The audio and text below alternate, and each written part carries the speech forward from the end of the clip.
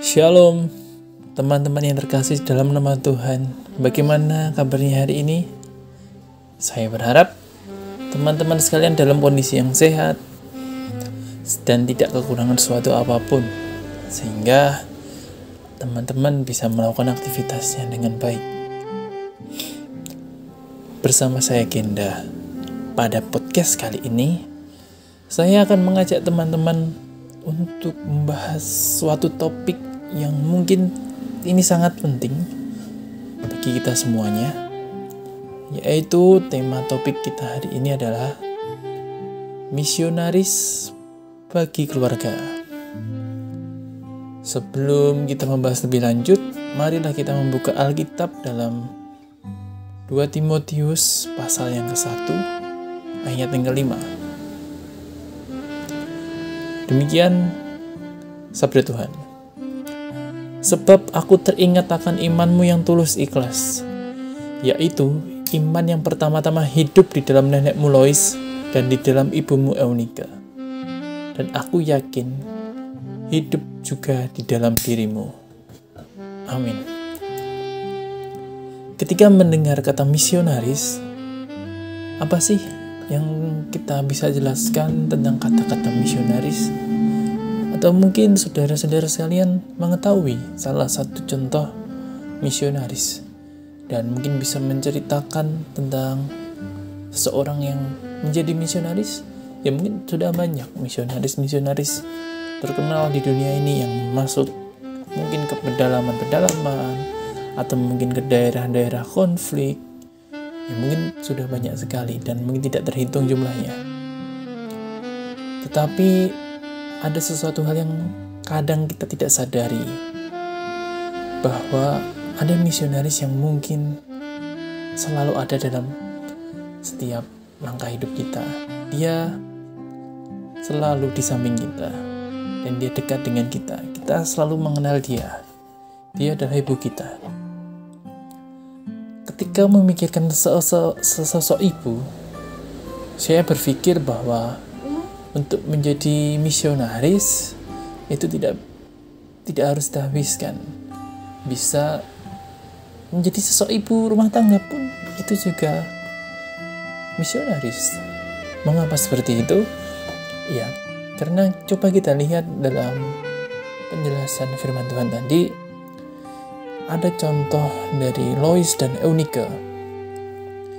Mungkin mereka tidak dipanggil secara khusus untuk pergi jauh demi memberitakan Injil.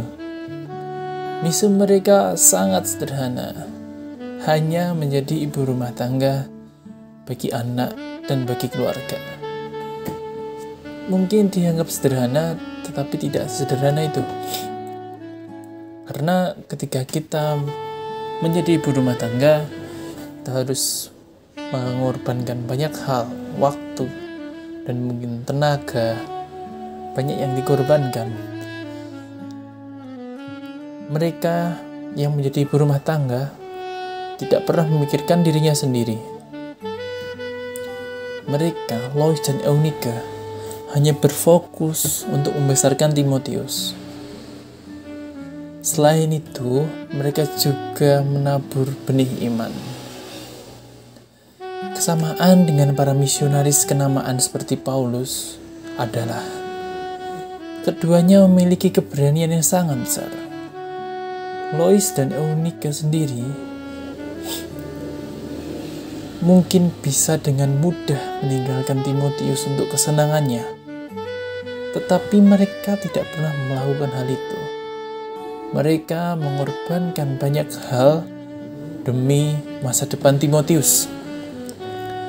Betapa bahagianya seorang ibu yang memiliki peran yang sama seperti misionaris. Tidak harus berpergian jauh, tetapi cukup menjadi misionaris dalam keluarganya. Itu sungguh luar biasa. Dimanapun kita berada, sesungguhnya Tuhan akan selalu menjadikan kita, Tuhan ingin kita untuk menjadi seorang misionaris. Dalam kata lain, kita tidak harus menjadi misionaris dalam tempat-tempat yang konflik, di dalam pedalaman, tidak perlu. Kita cukup menjadi misionaris di tempat terdekat. Misalkan paling terdekat adalah keluarga, mungkin tempat kerja, mungkin teman-teman kita bisa menjadi misionaris di antara mereka.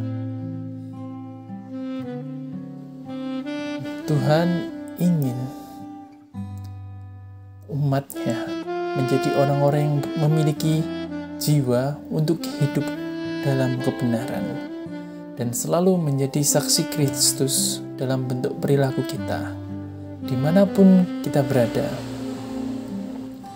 Dan Tuhan juga berharap kita mengerjakan apapun yang telah ditugaskan kepada kita, sehingga setiap orang bisa terberkati melalui kehidupan kita. Teman-teman, ketika kita melakukan segala sesuatu untuk menyenangkan hati Tuhan, kita adalah para misionarisnya.